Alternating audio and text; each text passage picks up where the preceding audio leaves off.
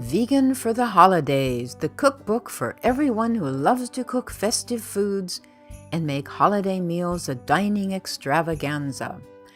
After feasting on appetizers, everyone's ready for the main course.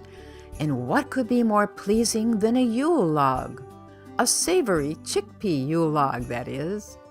I love this dish not only for its impressive appearance, but also because of the boldly wild assortment of herbs and spices I've added, and dinner guests love it too. The recipe begins with sautéing onions and garlic, along with a myriad of dried herbs and spices. Chickpea flour gives the dish its wholesomeness and unique flavor. And when it's cooked, I spoon the ingredients onto a rectangular dish and use my hands to shape it into the festive Yule log. A variation of this same recipe features lentil flour in place of chickpea flour. In this photo, I've given the recipe a different treatment by packing it into an ordinary loaf pan and chilling it.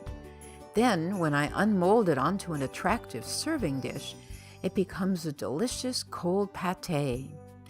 I had Christmas in mind when I created this recipe, but actually, it makes an ideal main dish throughout the holiday season and any time of year.